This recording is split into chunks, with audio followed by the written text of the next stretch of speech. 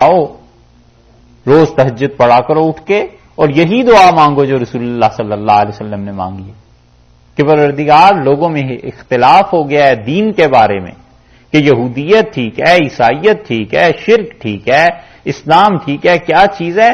تو پروردگار اس اختلاف میں مجھے اپنے حکم سے ہدایت پر رکھ اللہ، اور مجھے صحیح راہ پہ رکھ، اور بلا شبہ تو ہی ہے جو صحیح راہ دکھاتا ہے۔ ہم کہتے ہیں یہ تجربہ کر کے دیکھو کبھی، 40 ایک دن نیند خراب کرو نا تھوڑی سی اپنی، سارا بوجھ ہم پہ ہی کیوں، خود بھی تو کام کرنا چاہیے، اور پھر دیکھیے کیا طبیعت میں آتی ہے، پھر کیا ذہن میں آتا ہے، اور پھر اللہ کی طرف سے فرض کر لو اس کے باوجود ہدایت نہ ملے، فرض کرو تو قیامت میں تو کہہ سکتے ہو کہ اللہ ہم نے تو اتنے بھی چلے کر کے دیکھ لیے پر ہدایت نہ ملی، کوئی بات تو کہنے کو ہو، اور ایسے ہے نہیں کہ اللہ تعالی بندے کے اعمال کو ضائع کر دے، لا یضیع اجر المحسنین، اللہ نے کہا ہے جو نیکی کرتے ہیں ہم کبھی ان کی نیکی کو ضائع نہیں کیا کرتے، پھر خود ہی اللہ اسباب پیدا کر دے گا، پھر خود ہی ہدایت دے دے گا، لیکن بندہ بھی تو کچھ کرے نا۔ اس لیے شاذ میں بھلا انتبہت اہواءہم، اور اگر آپ نے ان کی خواہشات کی کبھی پیروی کی کہ بیت المقدس کو قبلہ رہنے دیا جائے، یا یہ کہ ان میں سے کسی کے قبلے کی پیروی کر لی جائے، من بعد ما جاءک من العلم، جبکہ آپ کے پاس علم آ گیا ہے، علم سے مراد قرآن وحی، دیکھا ہے اللہ بار بار وحی کو علم کہتا ہے، اس لیے کہ دنیا کے تجربے آج ہیں کل پھر یہ بدل جائیں گے، کل ہیں تو پرسوں بدل جائیں گے، کوئی اور نسل اور امت پیدا ہو جائے گی، وہ کوئی اور ٹیکنالوجی لے آئے گی۔ کون سی چیز ایسی ہے جو سائنس نے ثابت کی تھی اور آج تک اس پہ برقرار ہے؟ کسی زمانے میں ٹائم ایسی تھیوری ہو گئی تھی جس کے لیے بس وہ کانسٹنٹ رہتا تھا، اب ٹائم کو بھی کہتے ہیں کہ وہ بدل سکتا ہے اور یہ چیزیں ہو سکتی ہیں۔ میٹر مادہ کسی زمانے میں وہ تباہ ہوتا ہی نہیں تھا، اب وہ ایسا تباہ ہوا ہے کہ سب کو ہی لے ڈوبتا ہے نا، اور بیسیوں چیزیں ایک لے دے کے وہی ایسا قطعی اور یقینی علم ہے کہ نہ وہ پہلے کبھی تبدیل ہوا اور نہ تبدیل ہوتا، لوگوں نے ہی تبدیل کیا اپنے پاس سے نئی نئی چیزیں کر کے، باقی اس وحی نے پہلے دن بتا دیا کہ تمہارا رب ایک ہے، اب بھی وہ رب ایک ہی ہے، اور اس وحی نے بتا دیا کہ تمہاری اصل نجات انسانیت کے یہ کام کرنے میں ہے، وہ اب تک قائم ہے۔ وحی نے بتا دیا کہ تمہاری عقل تھک جائے گی اور ہم تمہیں بتائیں گے کہ جو مابعد الطبیعات کے مسائل ہیں، فزکس سے بھی اوپر کی جو چیزیں ہیں وہ کیا ہیں، وہی اب تک قائم۔ اس لیے علم حقیقتاً یہ وحی ہے، جتنی جس کی رسائی ہو جائے اور اللہ جس کو جتنا اس سے نواز دے، اور اسی لیے وحی کے بعد اس کو چھوڑ دینا، کتاب و سنت سے حکم ثابت ہوتا ہو پھر اس کو چھوڑ دینا خطرے کی بات۔ یہ اس آیت میں اس کے لیے بھی ڈر ہے جو آدمی دلیل کو دیکھنے کے بعد چھوڑ دے اور اپنی خواہش نفس کی پیروی کرے۔ مسئلہ سمجھ میں آ جائے کہ شریعت نے مسئلہ یہ بتایا ہے، چونکہ اپنی خواہش یہ ہے نا کہ نہیں مسئلے میں کچھ گڑبڑ ہو جانی چاہیے، تو پھر وہ گڑبڑ کرتا ہے۔ اللہ نے کہا آپ جیسی ہستی بھی جبکہ وحی کے ذریعے انہیں بتا دیا گیا کہ قبلہ کیا ہے، اگر اسے چھوڑ دے گی نا، اگر فرض کر لیں انک اذا لمن الظالمین، تو آپ ان میں سے ہو جائیں گے جو نادانی کا کام کرتے ہیں۔ الذین آتیناہم الکتاب، اور جن لوگوں کو وہ گروہ جنہیں ہم نے کتاب عنایت کی ہے، یعرفونہ، اس کو جانتے ہیں۔ ہو کی ضمیر دو طرف لوٹی، اس کو جانتے ہیں کس کو ہیں؟ دونوں چیزیں، یا تو وحی کو، یعنی یہ جو تبدیلی ہوئی ہے، اور زیادہ مناسب یہی ہے کہ آتیناہم الکتاب یعرفونہ، اس تبدیلی کو وہ اتنی اچھی طرح جانتے ہیں یہ جنہیں کتاب ہم نے دی ہے، یا پھر بعض حضرات اس طرف گئے ہیں کہ رسول اللہ صلی اللہ علیہ وسلم کو وہ اس طرح پہچانتے ہیں، لیکن یہ آیت اور جگہ بھی آئی ہے اور وہاں پہ مراد حضرت صلی اللہ علیہ وسلم ہو سکتے ہیں، لیکن یہاں پیچھے سے چونکہ ذکر چل رہا ہے نا تحویل قبلہ کا، اس لیے مفسرین کہتے ہیں کہ اس کو زیادہ وہ کہتے ہیں کہ یہاں یہ لینا چاہیے کہ جن لوگوں کو ہم نے کتاب دی ہے وہ اس تبدیلی کو اسی طرح جانتے ہیں کما یعرفون ابناءہم، جیسے وہ جانتے ہیں اپنے بیٹوں، جس طرح اپنے بیٹے کے بارے میں یہ شک نہیں نا کہ میرا بیٹا ہے یا کس کا بیٹا ہے، یا جتنے لوگوں کو وہ بیٹا کہتے ہیں ان سب کے متعلق وہ تسلیم کرتے ہیں کہ ہمارے بیٹے ہیں. جس طرح انہیں اس میں شبہ نہیں پڑ سکتا، اسی طرح انہیں اس میں بھی کوئی شک اور شبہ نہیں ہے کہ قبلہ واقعی تبدیل ہونا تھا اور یہ کعبۃ اللہ کو قبلہ بننا تھا، کیونکہ تورات میں لکھا ہوا تھا جب آخری نبی صلی اللہ علیہ وسلم آئیں گے تو ان کا قبلہ کعبۃ اللہ ہوگا، بیت المقدس نہیں ہوگا. تو انہیں پتا تھا. اللہ نے فرمایا ایسے جانتے ہیں، لیکن وَإِنَّ فَرِيقًا مِّنْهُمْ، ان میں سے ایک گروہ ایسا ہے لَيَكْتُمُونَ الْحَقَّ، وہ سچی بات کو چھپاتے ہیں، وَهُمْ يَعْلَمُونَ، اور وہ جان بوجھ کے چھپاتے ہیں، جان بوجھ کے. وَهُمْ يَعْلَمُونَ، انہیں علم ہے، اور علم کے باوجود وہ چھپاتے ہیں حق کو. اور حق کو جاننے کے باوجود چھپانا، اس کی سزا اللہ نے آگے بیان کی ہے کہ جو لوگ حق بات کو چھپاتے ہیں باوجود علم کے، انہیں کیا سزا دی جاتی ہے. الحق من ربک، سچی بات آپ کے پروردگار کی طرف سے ہے. یعنی جو چیز ان کی کتابوں میں لکھی ہوئی ہے، یہاں بھی وہی بات ہے، یعنی رسول اللہ صلی اللہ علیہ وسلم کی ذات، ان کی شخصیت، وہ حق، وہ سچائی جو ان کی آپ کے پروردگار کی طرف سے ہے، جو ان کی کتابوں میں لکھی گئی ہے، وہ سب پہچانتے ہیں. فلا تکونن من الممترین، آپ ہرگز شک کرنے والوں میں سے نہ ہو. اور دوسری تفسیر جو زیادہ واضح طور پر کی گئی ہے کہ وہ سچائی جو ان کی کتابوں میں ہے، اس قبلے کی تبدیلی انہیں سب پتا ہے یہ حق ہے. فلا تکونن من الممترین، آپ ان کے بارے میں کسی شک میں مبتلا نہ ہو کہ انہیں پتا چلا ہے نہیں پتا چلا، وہ پتا نہیں جانتے ہیں نہیں جانتے. بالکل شک نہ کیجئے، یہ تبدیلی ان کی کتابوں میں بھی ہم نے لکھوا دی تھی کہ جب آخر پہ رسول اللہ صلی اللہ علیہ وسلم آئیں گے تو یہ تبدیلی آئے گی. نبوت جو ہوگی ان کی، وہ بیت المقدس کی بجائے وہ بیت اللہ کو قبلہ مقرر کرے گی.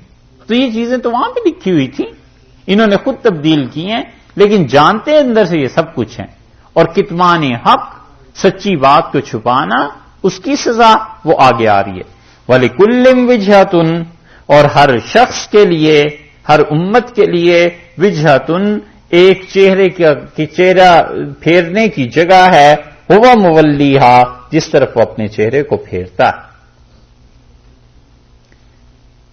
ہر ایک قوم، ہر ایک گروہ، ہر ایک فرد کے لیے، وَلِكُلٍّ وِجْهَةٌ، ہر ایک کے لیے وجہ ہے. وجہ کا مطلب جدھر اپنے وجہ چہرے کو کرتا ہے، چہرے کو پھیرتا ہے.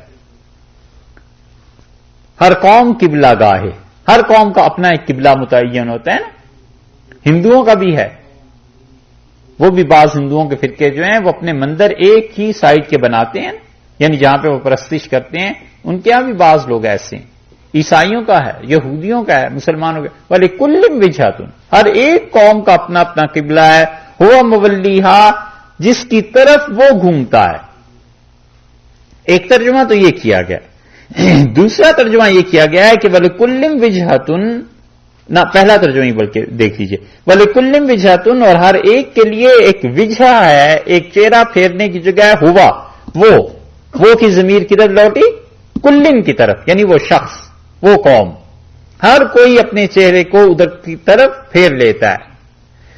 اور دوسرا ترجمہ یہ کیا گیا ہے کہ وَلِكُلٍّ وِجْهَةٌ، اور ہر ایک کے لیے اختیار ہے. ہر فرقے کو اللہ نے اختیار دیا ہے دنیا میں کہ گمراہی پہ چلنا چاہتے ہو تو اللہ نے کوئی جبر تو نہیں کیا، ہدایت پہ آنا چاہتے ہو جبر تو نہیں کیا. وَلِكُلٍّ وِجْهَةٌ، ہر ایک قوم کے لیے ایک قبلہ ہے. هُوَ مُوَلِّيهَا، اللہ اسے ادھر پھیر دیتا ہے. جب وہ اپنے اختیار کو غلط استعمال کرتا ہے، اللہ اسے چھوڑ دیتا ہے، اجازت دیتا ہے. یہ دوسرا ترجمہ کیا گیا. هُوَ مُوَلِّيهَا، اللہ اسے پھیرنے والا ہے. جب کوئی جان بوجھ کے زہر کھائے تو اللہ پھر اسے موت دینے والا.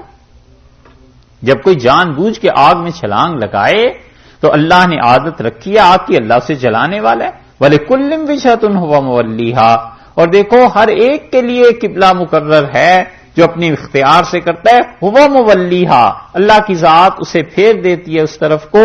اور حقیقت میں تمہیں بتائیں، سو کرنے کا کام کیا ہے؟ فَاسْتَبِقُوا الْخَيْرَاتِ، ان بحثوں کو چھوڑو، نیکی کے کام کیا کرو. آگے بڑھو نیکی کے کاموں. بس اللہ نے قبلہ تمہارا متعین کر دیا ہے، اب اس بحث کو چھوڑ کے فاستبقوا الخیرات، نیکی کے کاموں میں ایک دوسرے سے سبقت لے جاؤ، نیکی کے کاموں میں ایک دوسرے سے آگے بڑھنے کی کوشش کرو. اسی بات کو اللہ تعالیٰ نے 30ویں پارے میں بھی بیان کیا ہے سورہ مطففین میں. وہاں دیکھیے اللہ تعالیٰ نے کیا ارشاد فرمایا. 30واں پارہ ہے اور سورہ مطففین 83 نمبر ہے سورت.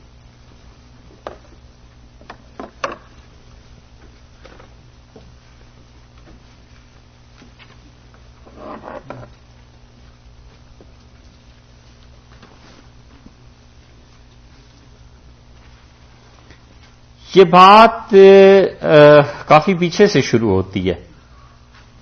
اللہ تعالی نے سورہ مطففین میں 83 نمبر سورہ ہے، 30واں پارہ ہے، اور ارشاد فرمایا ہے، یہاں سے دیکھیے آپ 15 نمبر آیت سے،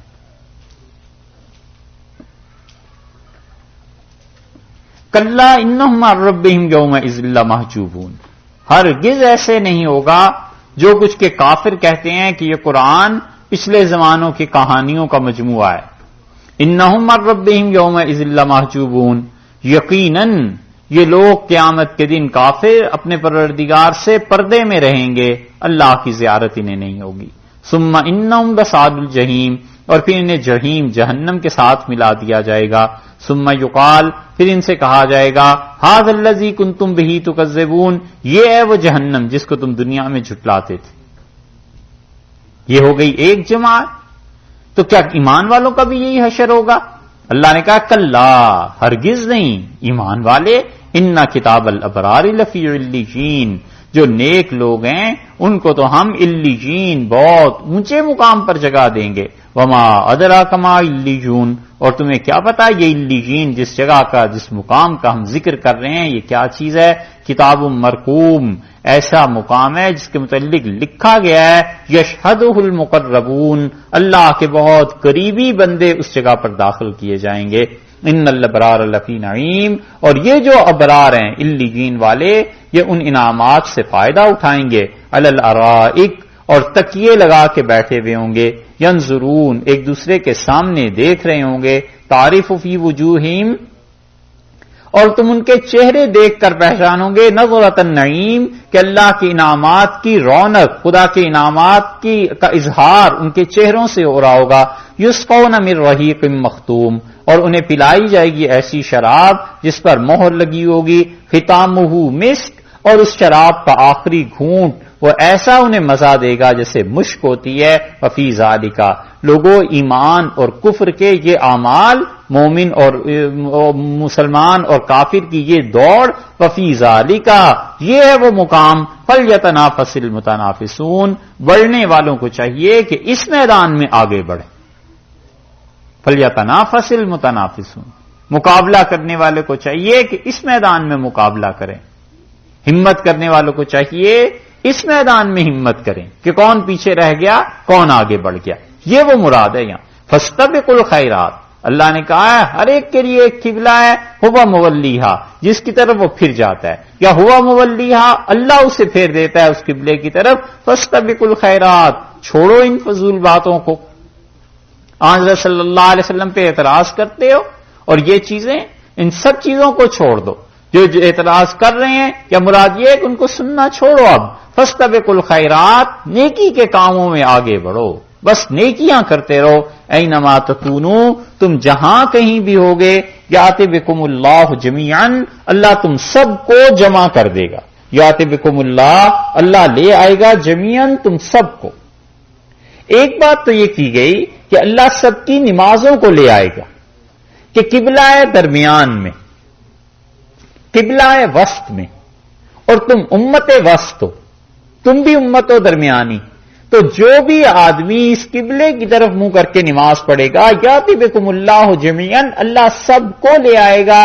یعنی کسی کا قبلہ شمال کی سائڈ پہ بن جائے گا دنیا میں، کسی کا جنوب کی سائڈ پہ بن جائے گا، کسی کا ویسٹ میں، کسی کا ایسٹ میں، اس لیے کہ دنیا تو ہر طرف ہے.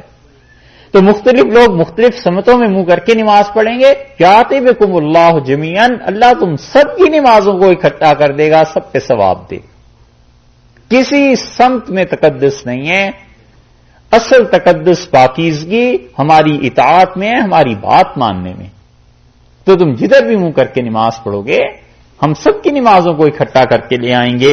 ان اللہ یاتبکم اللہ جمیعاً، اللہ سب کی نمازوں کو جمع کر دے گا. دوسری بات تفسیر یہ کی گئی ہے، پیچھے سے دیکھیے پوری آیت، وَلِكُلٍّ وِجْهَةٌ هُوَ مُوَلِّيهَا، ہر ایک قوم اور ہر ایک فرد کا کوئی قبلہ ہے جس کی طرف وہ پھرتا ہے. فَاسْتَبِقُوا الْخَيْرَاتِ، سو بڑھو نیکی کے کاموں کے لیے. اینما تکونو، دنیا میں جہاں کہیں بھی تم مر جاؤ گے نا، یاتبکم اللہ جمیعا، اللہ تم سب کو اکٹھا کر دے گا قیامت تاکہ وہ فیصلہ کرے. یاتبکم اللہ جمیعا، اللہ تم سب کو اکٹھا کرے گا. ان اللہ علی کل شیء قدیر، اور اللہ ہر چیز پر یقیناً قدرت رکھتا ہے. تم کسی مذہب ملت سے ہو، کہیں بھی منہ کر کے نماز پڑھ رہے ہو، اللہ تم سب کو جمع کر دے گا. قیامت میں ان اختلافات کا فیصلہ ہو جائے گا. یہ دوسرا ترجمہ کیا گیا ہے کہ موت کے بعد تم سب کو جمع کرے گا قیامت کے دن کے لیے. پھر وہی بات آئی، پھر وہی بات دوہرا رہی، وہ من حیث خرجتا، اور آپ جہاں کہیں سے بھی نکلیں سفر میں، کسی بھی جگہ سے، جس شہر سے بھی آپ نکلیں، فَوَلِّ وَجْهَكَ شَطْرَ الْمَسْجِدِ الْحَرَامِ، اپنے چہرہ مبارک کو پھیر لیجئے مسجد حرام کی طرف. پہلے بھی یہ آیت آئی تھی، وہاں بھی یہی تھا. 6 مرتبہ اللہ نے اس ایک حکم کو دہرایا ہے، فَوَلِّ وَجْهَكَ شَطْرَ الْمَسْجِدِ الْحَرَامِ، آپ اپنے چہرہ مبارک کو مسجد حرام کی طرف پھیر لیجئے. وَإِنَّهُ، اور یہ چیز، یہ قبلے کا استقبال، یہ قبلے کی طرف پھرنا، للحق، بلا شک و شبہ سچ ہے، میرے رب کا، تیرے پروردگار کی طرف سے. کوئی شبہ نہیں ہے کہ تیرے رب نے یہ وحی نازل کی ہے. وَمَا اللَّهُ، اور اللہ ہرگز بھی بغافل، غافل نہیں ہے، اما تعملون، جو اعمال لوگ کرتے ہیں. خدا کو سب خبر ہے جو اعتراضات آپ کو پر آج کل کر رہے ہیں لوگ. لیکن آپ جہاں کہیں بھی سفر میں ہیں، آپ نے سفر میں پہلے گھر کا تذکرہ ہو گیا کہ آپ جہاں کہیں ہیں، یعنی اپنے گھر میں مدینہ منورہ میں. اب سفر کی بات آ گئی، سفر میں بھی جہاں کہیں ہو قبلے کی طرف منہ کرنا ہے.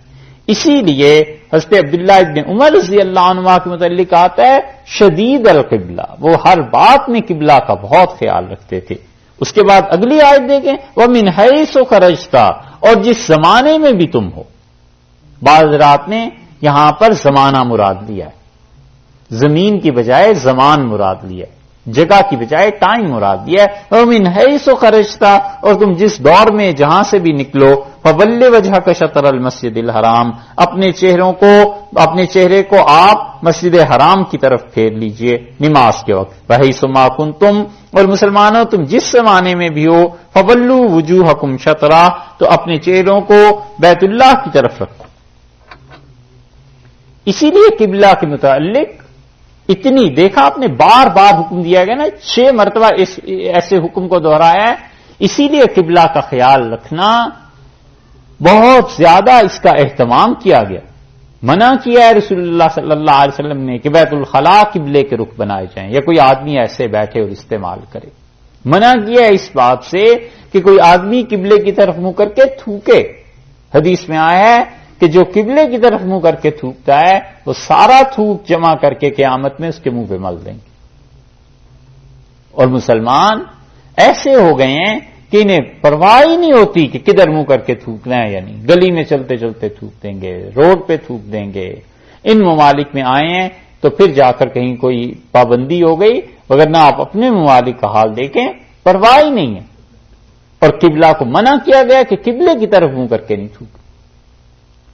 اسی لیے منع کیا گیا کہ قبلے کی طرف پاؤں نہیں پھیلانے، کہ قبلے کی طرف پاؤں نہ ہو جائیں. اسی لیے منع کیا گیا ہے کہ قبر جو ہے وہ قبلے کے علاوہ کسی رخ پہ نہیں بنانی، قبلے کی طرف قبر بنائی جائے گی. اور اتنی غفلت ہو گئی ہے حتیٰ کہ قبر میں بھی کہ میت کو سیدھا لٹا کے چہرہ قبلے کی طرف بس کر دیتے ہیں اور یہ سمجھتے ہیں کافی. حالانکہ یاد رکھو یہ بالکل غلط چیز ہے، کروٹ پہ لٹانا چاہیے میت کو. میت کو دائیں کروٹ پہ لٹانا چاہیے تاکہ اس کا سینہ، اس کا منہ سارا قبلے کی طرف ہو جائے. اور یہ ظلم کرتے ہیں لوگ اور ان مردوں کا حق مارتے ہیں جس کو تابوت میں یا کہیں بھی لٹا کے اور اس کا صرف چہرہ قبلے کی طرف کر دیتے ہیں، باقی سارا جسم اوپر کی طرف ہوتا ہے. اللہ جانے کیوں یہ شرعی مسائل نہیں سیکھتے لوگ. حالانکہ یہ مسائل روزمرہ زندگی میں پیش آنے والے ہیں. آپ نے دیکھا ہے کبھی قبر میں لٹاتے ہوئے مردے ہیں؟ ہمارے یہاں کیا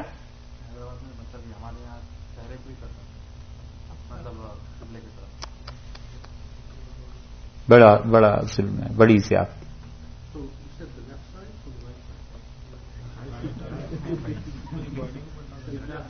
ہے. جس طرح سوتے ہیں یہ بھی سیاسی جواب دیا ہے. لیفٹ سائڈ اوپر آنی چاہیے، رائٹ سائڈ نیچے آنی چاہیے. تابوت میں بھی میت کو اسی طرح لٹانا چاہیے اور اس کے پیچھے ڈھیلے مٹی رکھ دینی چاہیے، یا جو قبر کی جو دیوار ہوتی ہے نا اس کے دیوار کے ساتھ اس میت کو ٹکا دینا چاہیے تاکہ وہ گرے نہیں. اور یہ بھی ہے کہ یہاں پہ اگر ایسی صورت نہ ہو تو میت تابوت میں اس طرح لٹا دی جائے، لیکن وہاں والوں کو کہا جائے کہ اس کو کھول کے اس کی میت کو اس کی رائٹ سائڈ نیچے کر کے لیفٹ سائڈ اوپر کر کے اور اسے تابوت کی پچھلی لکڑی کے ساتھ لگا دیا جائے، ٹکا دیا جائے اور مٹی کے ڈھیلے رکھ دیے جائے. یہ بتانا چاہیے لوگوں کو. مسائل اتنے زیادہ ہیں جس میں میت کا حق لوگ مار دیتے ہیں. یہ میت کا حق ہے کہ اسے قبلے کی طرف لٹایا جائے. اور اسی طرح یہ قبر کے اوپر کی جو جگہ ہے نا، جو قبر کے اوپر مٹی ہوتی ہے، یہ جگہ یہ میت کا حق ہے، زندہ کے لیے جائز نہیں اسے استعمال کرنا. لوگ ٹیپ لگا کے بیٹھ جاتے ہیں نا قبرستان جا کے، تو یہ میت کا حق ہے جسے وہ ضائع کر رہا ہے. رسول اللہ صلی اللہ علیہ وسلم نے کسی کو دیکھا تھا تو آپ نے فرمایا ایسے نہ کرو، اس سے میت کو تکلیف ہوتی ہے. کوئی کسی کے گھر چلا جائے تو دوسرے کو زحمت ہوتی ہے نا کہ خام خواہ دروازہ کھولا، دوسرے کے گھر میں گھس آیا، دوسرے کی جگہ کو استعمال کر رہا ہے. کیوں بھائی؟ تو اسی طرح میت کا یہ حق ہے اور یہ واجب ہے شرعن. میت کو قبلے کی طرف پوری کروٹ دے کے لٹانا سنت بھی نہیں، واجب ہے. اور ہر جگہ حنفی فقہا نے ہر جگہ یہی لکھا ہے، ہر جگہ یہی لکھا ہے، لیکن اس کے باوجود لوگ اس بات کو نہیں عمل کرتے. عبداللہ ابن عمر رضی اللہ عنہ کے متعلق آتا ہے کہ وہ بہت شدید تھے قبلے کا احترام کرنے میں، بہت سختی سے پیش آتے تھے لوگوں سے. اگر وہ دیکھتے تھے کہ قبلے کے احترام میں کوئی کمی واقع ہو گئی ہے تو بہت سختی سے پیش آتے. حدیث میں ایک جگہ آیا ہے تم کسی انسان کو دیکھو کہ اس نے اپنے پاؤں قبلے کی طرف کیے ہوئے ہیں تو اس کی ٹانگ توڑ دو، مارو اس کے پاؤں. مطلب ادب سیکھنا چاہیے، احترام سیکھنا چاہیے تاکہ یہ چیزیں عام نہ ہوں. اور سوائے اس کے کہ کوئی آدمی بیمار ہے تو اسے قبلے کی رخ پہ اس کے پاؤں ہوں گے، کیونکہ اگر وہ کھڑا ہوگا قبلے کی سائڈ پہ تو اسے آپ نے لٹا دیا نا. اور مثلا قبلہ یہ ہے نا اس طرف کو، تو وہ اگر کھڑا ہوتا تو ایسے کھڑا ہوتا ہے نا جی. اور اب اس نے بیماری کی وجہ سے آپ نے لٹایا ہے اسے، تو اب اس کے پاؤں قبلے کے رخ ہو جائیں گے. یہ صحیح ہے، کیونکہ اگر اس کا چہرہ تھوڑا سا اٹھا دیا جائے، فرض کیجئے اس کے سر کے نیچے تکیہ رکھ دیا جائے، یا آج کل جیسے ہاسپٹلس میں بیڈ آتے ہیں انہیں گھما دیا جاتا ہے تو اس کا چہرہ اوپر اٹھ جاتا ہے تو قبلہ رخ ہو جاتا ہے. یہ صورت صحیح، وگرنہ قبلے کا احترام بہت ضروری چیزوں میں سے. اسی لیے بہت سے لوگ جو جنہیں اللہ نے ادب اور ان چیزوں کی توفیق دی تھی نہاتے بھی نہیں تھے قبلہ رخ ہو کے. وہ کہتے تھے اس حالت میں بھی قبلہ رخ بیٹھنا اور کھڑے ہونا یہ ایک طرح کی بے ادبی. اگرچہ اب اس کا اہتمام تو نہیں رہا اور خاص طور پہ یہاں تو کوئی اس کی تمیز ہی نہیں ہوتی، مگر یہ کہ قبلہ جو ہے رسول اللہ صلی اللہ علیہ وسلم حیم و میتن، زندگی میں بھی تمہارا قبلہ ہے اور تمہارے مردوں کا بھی یہی قبلہ.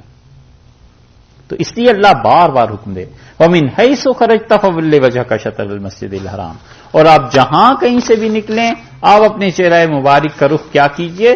قبلہ کی طرف کر لیجئے. بیت اللہ کی طرف پھیر لیجئے. وَحَيْثُ مَا كُنتُمْ فَوَلُّوا وُجُوهَكُمْ شَطْرَهُ، اور تم جہاں کہیں بھی ہو تم بھی اپنے چہروں کو قبلے کی طرف پھیر لو. لِأَلَّا، تاکہ نہ رہے، کیا نہ رہے؟ یکون للناس، لوگوں کے لیے، علیکم تمہارے اوپر، حجتن کوئی بات کرنے کا موقع لوگوں کا باقی نہ رہے. کون لوگ؟ چاروں مراد ہیں، یہودی، عیسائی، مکہ کے مشرکین، منافق، کسی کو بات کرنے کا موقع نہ رہے. اب کیونکہ یہودی اعتراض کرتے تھے کہ اگر سچا نبی ہے تو قبلہ کیوں نہیں پھر جاتا؟ اللہ فرماتے ہیں اب تمہارے اعتراض کا بھی جواب ہو گیا. عیسائی بھی یہ کہتے تھے، ان کے جواب بھی ہو گیا.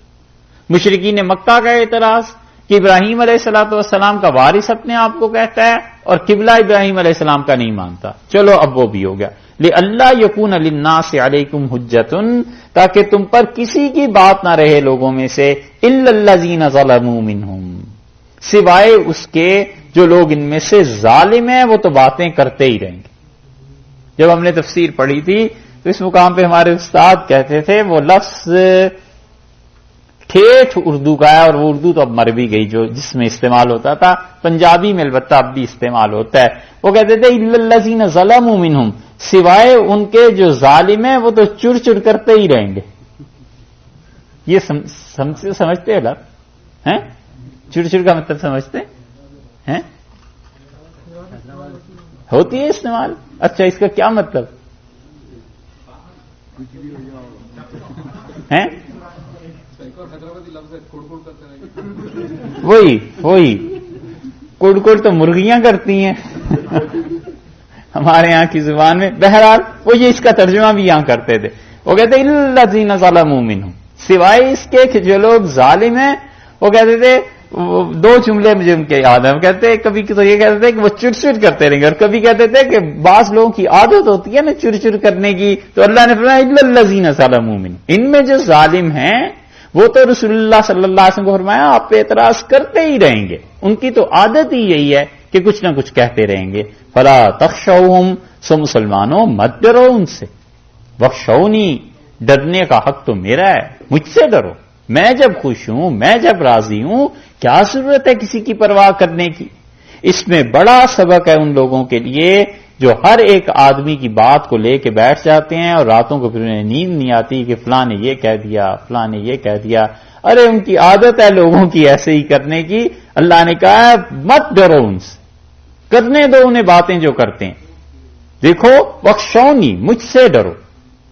اگر میری نافرمانی نہیں نہ کی اور میری معصیت نہیں ہے تو میں اب اس پہ خوش ہوں کہ تم قبلے کو بیت اللہ کو اپنا قبلہ بنا لو، کعبۃ اللہ کو. لوگوں کی پرواہ ہی نہ کرو، لوگوں نے تو ہمیشہ باتیں کرنی ہیں. لِأَلَّا، یہ جو لفظ آیا ہے لِأَلَّا يَكُونَ لِلنَّاسِ عَلَيْكُمْ حُجَّةٌ، تاکہ لوگوں کا کوئی اعتراض تم پر باقی نہ رہے. یہ لِأَلَّا سے کہتے ہیں کہ دوسری تفصیلی دلیل اللہ نے دی ہے، دوسری مرتبہ تفصیل سے جواب دیا، تفصیل سے وجہ بیان کی ہے کہ اللہ نے نبی کریم صلی اللہ علیہ وسلم کے لیے تورات میں یہ کہا تھا کہ ان کا قبلہ کعبہ ہوگا، کعبۃ اللہ ہوگا. اور وہ کہتے تھے یہودی کہ یہ اگر کعبہ کی طرف نماز پڑھیں تو نبی، اور یہ صخرہ، اس چٹان، صخرہ سلیمانی جو اب بھی کہلاتا ہے، صخرہ بیت المقدس، وہ جو چٹان ہے، کیا گنبد صخرہ، ڈوم آف دا راک، یہ ہے اس کا صحیح ترجمہ. یہ اس طرف منہ کر کے نماز پڑھتے یہودی کہتے. اللہ نے کہا کسی کا اعتراض اس پہ نہ رہے. تو پھر کیا ہوا؟ ہم نے کیوں اسے بنایا ہے کعبۃ اللہ کو. اب ترجمہ سمجھیے اس کا. پھر اس آیت کو دیکھتے ہیں یہاں شروع سے. وَمِنْ حَيْثُ خَرَجْتَ فَوَلِّ وَجْهَكَ شَطْرَ الْمَسْجِدِ الْحَرَامِ وَحَيْثُ مَا كُنتُمْ فَوَلُّوا وُجُوهَكُمْ شَطْرَهُ لِأَلَّا، تاکہ نہ رہے تمہارے اوپر لوگوں میں سے کسی کی بھی بات سوائے اس کے جو ظالم ہیں وہ باتیں کرتے رہیں گے. فَلَا تَخْشَوْهُمْ وَاخْشَوْنِي، مت ڈرو ان سے اور مجھ سے ڈرو. اور یہ قبلے کی تحویل، قبلے کا بدلنا اس وجہ سے کیا کہ لوگوں کو کوئی باتیں کرنے کا موقع نہ رہے، ایک، اور یہ اس لیے کہ وَلِيُتِمَّ نِعْمَتِي عَلَيْكُمْ، تاکہ میں اپنا انعام تم پر مکمل کر دوں. رسالت بھی دی ہے، قبلہ بھی دے دوں تمہیں اور اپنا انعام مکمل کروں. یہ جو واو ہے نا لے اللہ سے یہ جو لے اللہ ہے تاکہ وہی ہے ولی اتمہ تاکہ. یہ اس لیے تبدیلی کی دو وجہ ہیں. ایک وجہ تو یہ ہے کہ لے اللہ یکون للناس علیکم حجۃ، اور دوسری وجہ یہ ہے کہ ولی اتمہ نعمتی علیکم. سمجھ آئی؟ دو وجہ سے ہم یہ تبدیلی کر رہے ہیں کہ بیت المقدس کی بجائے کعبۃ اللہ مکہ میں جو ہے اسے آپ کا مکہ مکرمہ کا قبلہ مقرر کر رہے ہیں. ایک تو یہ کہ لے اللہ یکون للناس علیکم حجۃ، تاکہ لوگوں کو آئندہ باتیں کرنے کا کوئی موقع نہ ہو، ایک وجہ. اور دوسری وجہ بالکل آخر پہ وَلِأُتِمَّ نِعْمَتِي عَلَيْكُمْ، تاکہ ہم اپنے انعام کو پورا کر دیں، مکمل کر دیں. جیسے رسول کو بھیجا ہے ویسے قبلہ بھی تمہیں دے دیں علیہ الصلوۃ والسلام.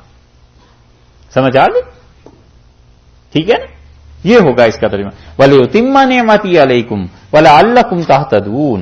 اور اس لیے یہ کیا ہے تاکہ اللہ تعالیٰ کیا کرے، تم لوگوں کو ہدایت پر قائم رکھے. شاید کہ تم ہدایت پہ ہو، یعنی یقیناً تم ہدایت پہ ہو. کما ارسلنا فیکم رسولا، یہ اتمام نعمت، یہ اپنے نعمتوں کو پورا کرنا. یہ جو تم نے جو راہ مانگی تھی کہ صراط الذین انعمت علیہم، اللہ ان لوگوں کی راہ دے دے جن پہ تو نے انعام کیا ہے. وَلِأُتِمَّ نِعْمَتِي عَلَيْكُمْ، میں اپنا انعام ان پر مکمل کروں جن لوگوں نے قبلہ اپنا بنایا ہے بیت اللہ کو. کما ارسلنا فیکم رسولا، جس طرح ہم نے، یہ دیکھیے گا مشکل مقام ہے یہ، کما ارسلنا فیکم رسولا، جس طرح کہ ہم نے رسول اللہ صلی اللہ علیہ وسلم کو تمہاری طرف مبعوث کیا ہے. جس طرح یہ مہربانی اور احسان کیا ہے نا، اسی طرح یہ قبلے والا بھی احسان کر رہے ہیں. دونوں احسان ہم نے پورے کر دی. ٹھیک ہے؟ سمجھ آئی؟ کما ارسلنا فیکم رسولا منکم، جیسے ہم نے رسول کو بھیجا ہے جو رسول صلی اللہ علیہ وسلم منکم تم میں سے ہیں، ایسے ہی ہم نے قبلے کو بھی تبدیل کر دیا. جیسے وہ انعام کیا ہے ویسے یہ بھی انعام کیا ہے. یتلو علیکم آیاتنا، اور ہمارے رسول صلی اللہ علیہ وسلم ایسے ہیں جو تم پر آیات پڑھتے ہیں. یہ کل آیت دکھائی تھی ہم نے 3 جگہ پہ، ایک پہلے پارے کے آخر پہ، دوسری آل عمران میں، تیسری جمعہ میں، چوتھی جگہ یہ ہے. بس ان 4 جگہوں پہ یہ آیت آئی ہے. اور دیکھ لیجئے 3 جگہوں پہ اسی ترتیب سے آئی ہے جو کل آپ کو بتائی تھی. اور اللہ تعالیٰ نے یہاں بھی فرمایا ہے کہ ہم اپنا انعام تم پہ مکمل کریں، جیسے کہ ارسلنا فیکم رسولا منکم، تم میں سے رسول صلی اللہ علیہ وسلم تم پر بھیجے ہیں. ایسے ہی جیسے ہم نے قبلہ کا انعام کیا ایسے ہی یہ بھی یتلو علیکم آیاتنا، وہ ہماری آیات تمہیں پڑھ کر سناتے ہیں. وہ یزکیکم، اور وہ رسول اللہ صلی اللہ علیہ وسلم تمہارا تزکیہ کرتے ہیں. ظاہر میں اللہ کی کتاب اس کی وہ تعلیم دیتے ہیں. رسول اللہ صلی اللہ علیہ وسلم نے تعلیم دی، صحابہ کرام رضی اللہ عنہ کو باقاعدہ قرآن پاک پڑھایا. ابن مسعود رضی اللہ عنہ کہتے تھے 70 صورتیں میں نے رسول اللہ صلی اللہ علیہ وسلم سے خود یاد کی ہیں. 70 صورتیں. حضرت عمر رضی اللہ عنہ کہتے تھے یہ سورہ بقرہ میں نے رسول اللہ صلی اللہ علیہ وسلم سے 12 سال میں پڑھی ہے. 8 سال میں نہ 12 میں. ان کے بیٹے عبداللہ ابن عمر رضی اللہ عنہ کہتے تھے میں نے 8 سال میں پڑھی. اسی لیے صحابہ کرام رضی اللہ عنہ پوچھتے تھے رسول اللہ صلی اللہ علیہ وسلم سے، تو اللہ تعالیٰ نے فرمایا یتلو علیکم آیاتنا، یہ نبی صلی اللہ علیہ وسلم ہماری آیات پڑھ پڑھ کے تمہیں بتاتے ہیں کیسے اسے پڑھنا ہے، مخارج کیسے ادا کرنے ہیں، یہ لفظ مجھ پہ کس طرح نازل ہوا ہے، ایسے پڑھا جا سکتا ہے، ابراہیم پڑھنا ہے کیا، ایک ایک چیز تمہیں بتاتے ہیں. وہ یزکیکم، اور تمہارا تزکیہ کرتے. یہ جو تزکیہ ہے نا، سارے انقلاب کی بنیاد حقیقت میں یہ ہے. اگر صحابہ کرام رضی اللہ عنہ کا تزکیہ نہ ہوا ہوتا تو پھر وہ سارے کے سارے سچے نہ ہوتے. اگر صحابہ کرام رضی اللہ عنہ کا تزکیہ نہ ہوا ہوتا تو وہ ہمت والے نہ ہوتے، رسول اللہ صلی اللہ علیہ وسلم کے ساتھ پاؤں جما کر کھڑے نہ ہو سکتے.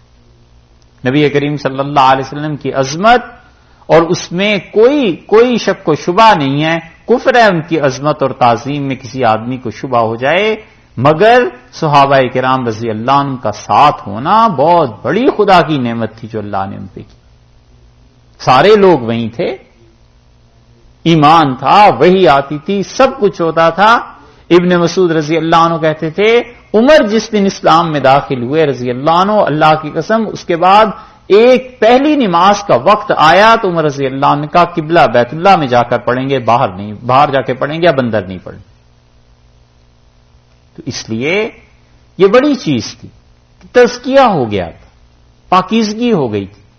اور جس جماعت میں بھی جو اسلام کے لیے لوگ کام کرتے ہیں، انقلاب کی باتیں یہ اور وہ، جب تک اخلاقی حالت درست نہیں ہوتی کوئی اعتبار نہیں کیا جا سکتا۔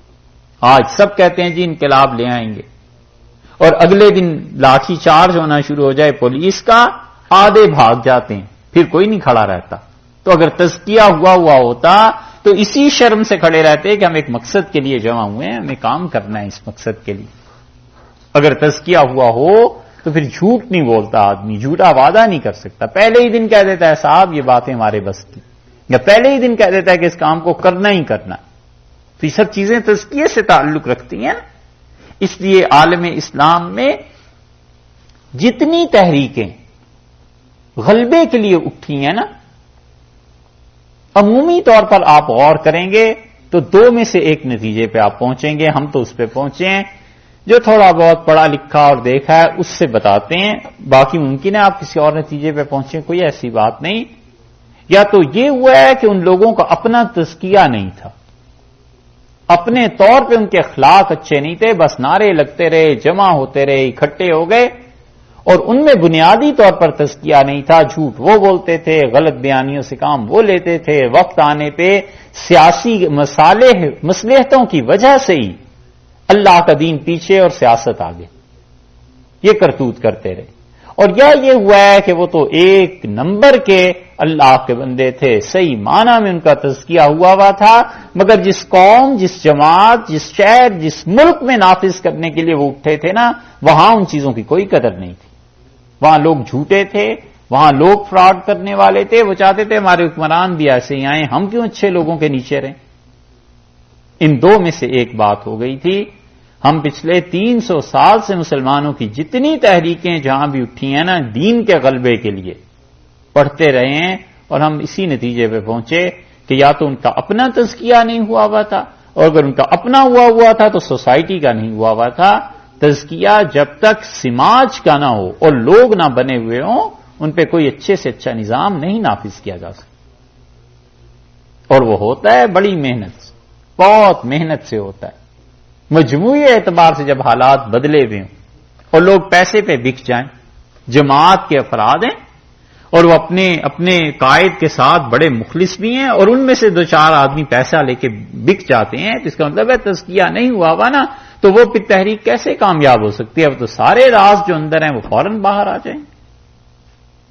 یہ چیزیں ہوتی، اس لیے یہ تزکیہ ضروری ہے، اور تزکیہ ہے اخلاقیات کا درست کرنا، کہ اخلاقی اعتبار سے درست ہوں، جھوٹ نہ بولتے ہوں، منافقت نہ ہو، دھوکہ نہ دیتے ہوں، دوہری پالیسی نہ رکھتے ہوں، جس چیز کے لیے انہوں نے طے کیا ہے کہ یہ کام کرنا ہے اپنے کام سے مکمل طور پر مخلص ہوں، اخلاص ہو کہ ہم نے یہ کام کرنا ہے۔ اور یہ باتیں اب کافروں میں پائی جاتی ہیں، جو اپنی قوم کی حد تک، اپنے ملک کی حد تک بڑے مخلص، بہت سے کافر ایسے ہیں، اسی لیے پھر غلبہ ہے۔ اللہ نے کہیں یہ تو نہیں رکھا کہ کافر آدمی گوشت کھائے گا تو اس کے جسم میں جا کر زہر بن جائے، اور مسلمان گوشت کھائے تو خون بن جائے۔ یہ فطری چیزیں ہیں، جو بھی اچھے اصولوں پر عمل کرے گا اسے اس کے ریزلٹس مل جائیں گے۔ تو اس لیے اللہ نے بار بار تینوں جگہ قرآن میں کہا کہ وہ تعلیم دیتے ہیں، تعلیم کے بعد دوسری چیز تزکیہ، وَيُعَلِّمُكُمُ الْكِتَابَ وَالْحِکْمَةَ، اور رسول اللہ صلی اللہ علیہ وسلم تو ایسے ہیں تمہیں کتاب کی تعلیم دیتے ہیں اور حکمت سکھاتے ہیں۔ اور جتنی بھی جماعتیں یہ لے کے اٹھتی ہیں نا اسلام کا غلبہ اور یہ ہو جائے، ان میں کبھی غور کیجئے گا، آپ اپنے طور پہ جائزہ لیں، 10% آدمی قرآن نہیں پڑھے ہوئے ہوتے، 10% بھی۔ تو جب قرآن ہی نہیں پڑھا، پتہ ہی نہیں ہے کہ اسلام کیا ہے، زندگی کیا ہے، قرآن کے احکامات کیا ہیں، کیسے اپنے آپ کو اللہ کے پیغام کو سمجھنا ہے، سوچنا ہے، ہماری سمجھ سے بالا ہے کہ پھر کیسے انقلاب آئیں۔ وَيُعَلِّمُهُمُ الْكِتَابَ وَالْحِکْمَةَ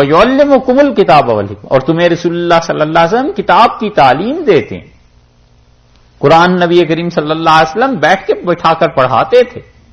حدیث میں یہاں تک آیا ہے کہ آپ مسجد نبوی میں داخل ہوئے اور رسول اللہ صلی اللہ علیہ وسلم نے دیکھا ایک طرف لوگ بیٹھ کے اللہ کا ذکر کر رہے ہیں، یاد کر رہے ہیں خدا کو، دوسری طرف تعلیم ہو رہی تھی. تو حضرت صلی اللہ علیہ وسلم نے فرمایا خوشی سے کہ کلاہما علی الخیر، تم دونوں ہی بڑا اچھا کام کر رہے ہو، لیکن جہاں تک میرا تعلق ہے اللہ نے مجھے تعلیم کے لیے بھیجا ہے. اور یہ کہہ کے رسول اللہ صلی اللہ علیہ وسلم اس حلقے میں بیٹھ گئے جہاں تعلیم ہو رہی تھی. اسی لیے حنفی فقہا نے لکھا ہے کہ علم کو ذکر پر ترجیح حاصل، علم کو ذکر پر ترجیح حاصل ہے کہ کوئی آدمی 1 گھنٹہ بیٹھ کے سبحان اللہ الحمدللہ لا الہ الا اللہ پڑھتا رہے، بہت اچھی بات ہے، واقعی اللہ کے یہاں ثواب ہے.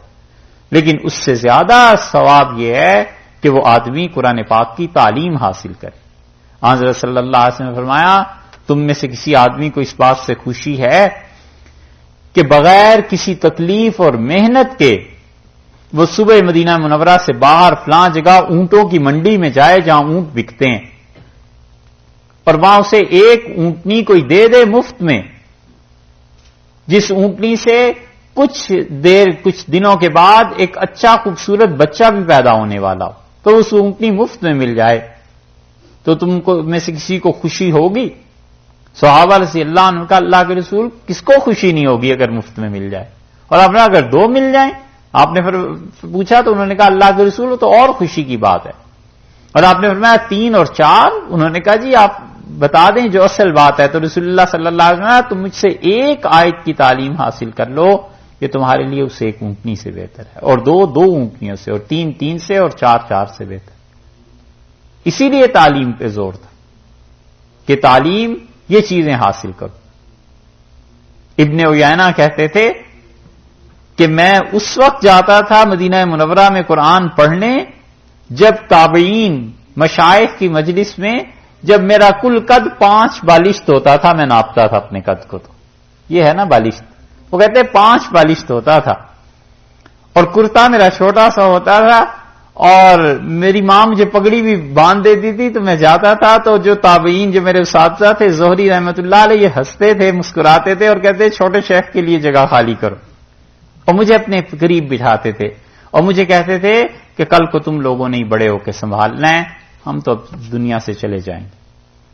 اور ایک دن ایک حدیث پہ اختلاف آ گیا، تو زہری رحمۃ اللہ علیہ نے کہا کہ چھوٹا شیخ کیا کہتا ہے اس حدیث میں کیا لفظ ہونا چاہیے؟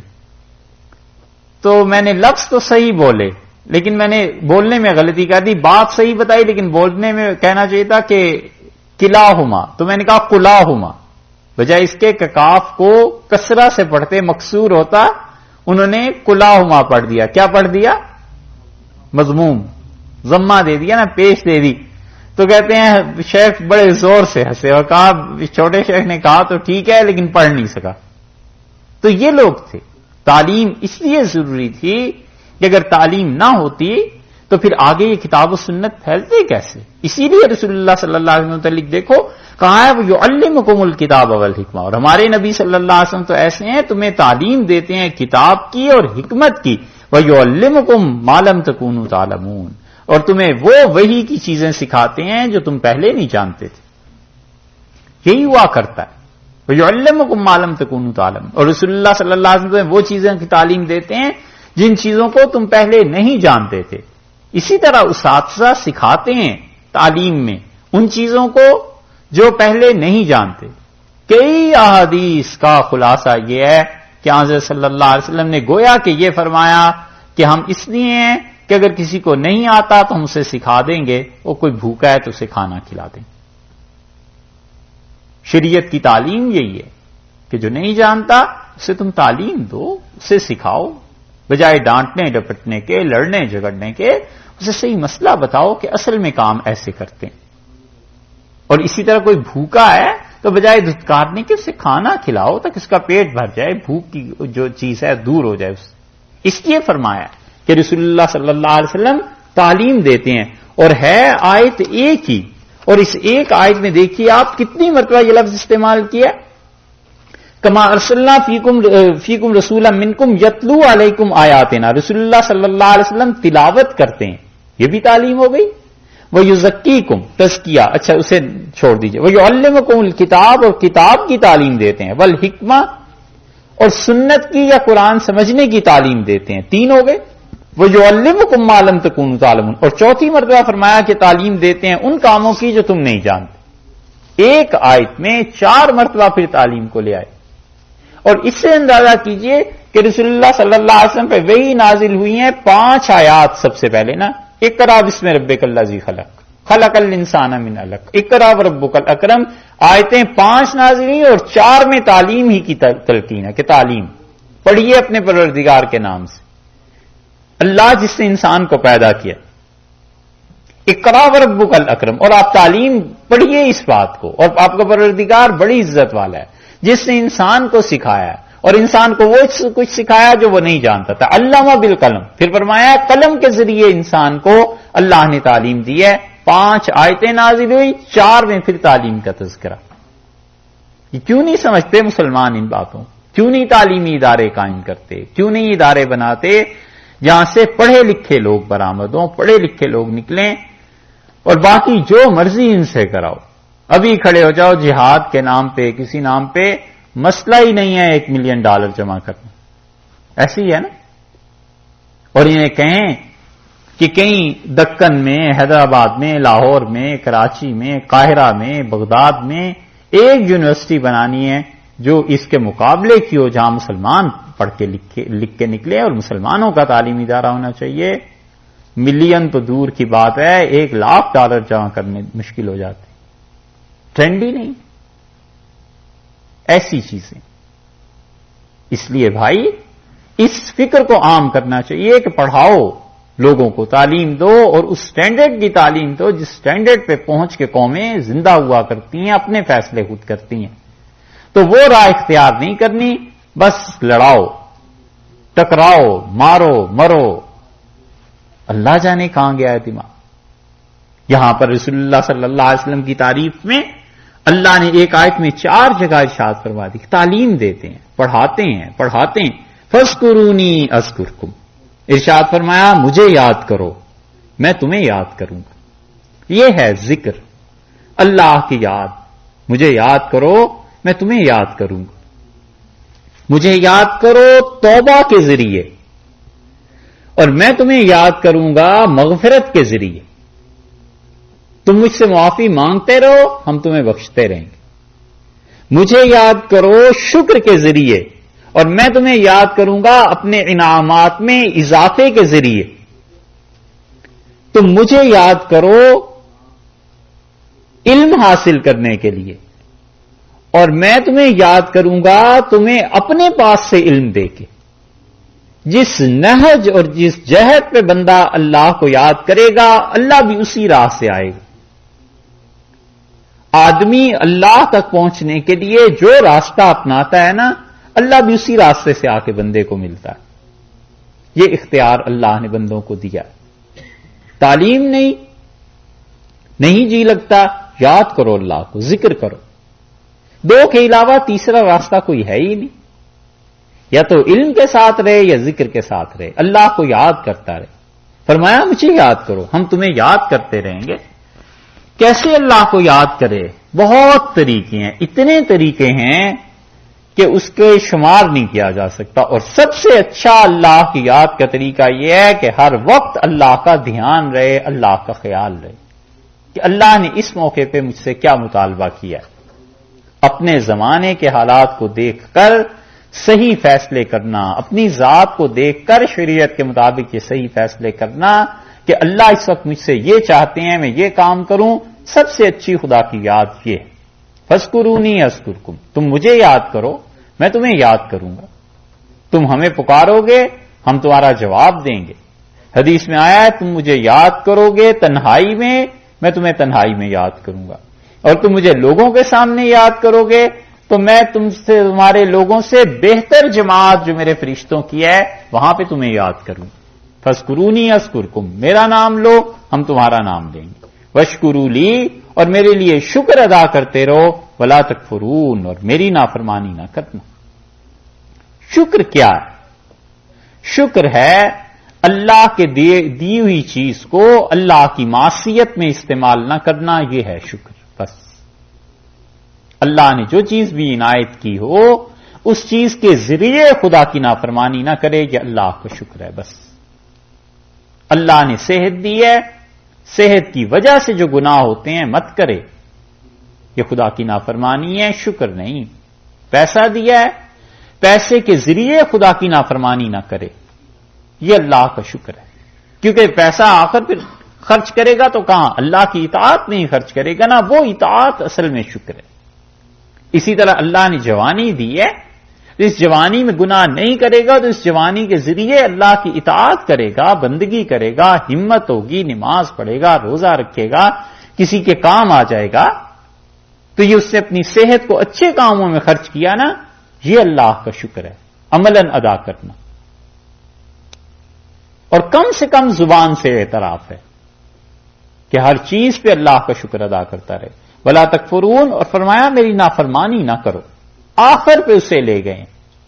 اس کا مطلب یہ ہے کہ نیکی کرنا اصل ہے، نیکی کرتا رہے، اچھائی کے کام کرتا رہے، اور کفر کو آخر پر لے گئے ہیں، وہ بھی اس درجے میں کہ نافرمانی نہ کرو، کیونکہ وہ ایسی چیز ہے جس کی مومن سے توقع نہیں ہوتی، اور اس کو معاف کرنے کے بے حد ذرائع ہیں. توبہ پہ بھی معاف ہو جاتی ہے، تکلیفوں پہ معاف ہو جاتی ہے، حتیٰ کہ قبر کا عذاب اس کی دھلائی کر دیتا ہے، معافی ہوتی رہتی ہے. تو ارشاد فرمایا میری یاد، میرا ذکر، اور اس کے ساتھ ساتھ شکر کرتے رہو اور کفر نہ کرو. یہ تین چیزیں بتائیں. تھوڑی سی دیر رک جائیں پھر اس کے بعد آگے بڑھیں. یہ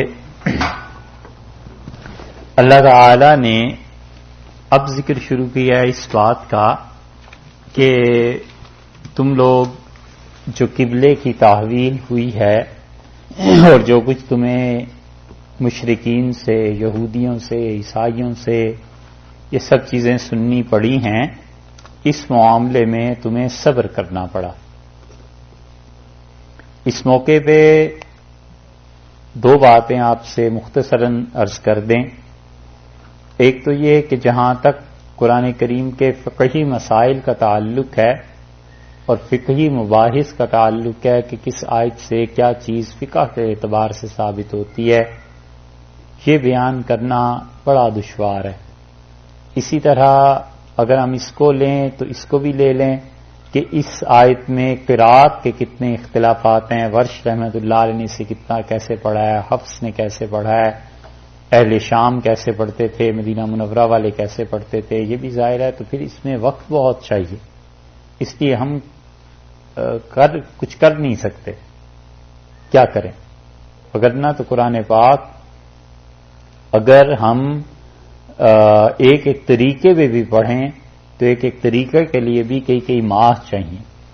کہ مثلا ہم کسی مرتبہ اسے شروع کر لیں کہ اس مرتبہ صرف ہم قرآن کے متعلق وہ بات کریں گے کہ جس سے فقہی مسائل ثابت ہوتے ہیں. پھر ایک مرتبہ 30 پارے ہم پڑھیں کہ ہم قرات کے اختلافات دیکھیں کہ اس میں کیا ہے. پھر ہم ایک مرتبہ پڑھیں کہ یہ دیکھیں اس میں لغت کے اختلافات کیا ہیں، ترجمے کتنے ہو سکتے ہیں. پھر ہم ایک مرتبہ پڑھیں اور یہ دیکھیں کہ اس میں اور حدیث میں کیا کیا چیزیں آئی ہیں. تو بہت زیادہ چیزیں ہیں جو تفاسیر اور یہ چیزیں ہیں. تو کئی مرتبہ خیال آتا بھی ہے اور بہت سی چیزوں کا خیال آتا ہے، مگر بڑا جبر کر کے آگے چلنا پڑتا ہے کہ اس سے کسی طرح ایک مرتبہ اس کی ریڈنگ ہو جائے، مکمل ہو جائے، اور اللہ تعالیٰ توفیق دے تو پھر دوبارہ سے ہی کبھی. اور دوسری بات جو ہے وہ یہ ہے کہ قبلے کی جو مباحث ہیں ان میں ایک مستقل بحث یہ بھی ہے کہ رسول اللہ صلی اللہ علیہ وسلم پہ قبلے کی تبدیلی کا حکم کس نماز میں نازل ہوا. تو اصل میں تو ظہر کی نماز میں جب 2 رکعتیں ہو چکی تھیں اس وقت نازل ہوا، اور صحابہ رضی اللہ عنہ میں ایک پوری جماعت کہتی ہے کہ عصر کی نماز پہلی نماز تھی، اور ایک روایات میں ایسی بھی جماعت صحابہ رضی اللہ عنہ کو کہتے ہیں کہ فجر کی نماز پہلی نماز تھی. تو مسئلہ اصل میں یہ ہے کہ جو تو اس وقت حضرت صلی اللہ علیہ وسلم کے ساتھ تھے، حضرت بشر رضی اللہ عنہ کے گھر جب آپ تشریف لے گئے تھے، وہ سارے ظہر کی روایت بیان کریں گے کہ ظہر انہوں نے آپ کے ساتھ پڑھی.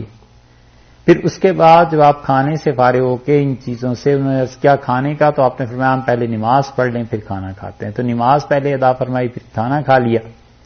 جب پہنچے ہیں مدینہ منورہ تو عصر کا وقت ہو گیا تھا، کچھ میل کا پیدل کا فاصلہ تھا، وہ طے کر کے جب وہاں پہنچے ہیں تو ان صحابہ رضی اللہ عنہ نے جو پہلی نماز پڑھی ہے، ظاہر ہے کہ وہ عصر کی نماز تھی، تو وہ جو کہتے ہیں کہ عصر کی نماز پہلی تھی تو وہ اس لیے کہتے ہیں کہ انہوں نے تو پڑھی پہلی عصر کی نماز ہے، یا پھر اس لیے کہتے ہیں کہ بعض صحابہ رضی اللہ عنہ نے کہا کہ مکمل طور پہ پہلی نماز جو تھی وہ عصر کی پڑھی گئی، کیونکہ ظہر کی نماز تو دونوں قبلوں کی طرف ہو گئی نا۔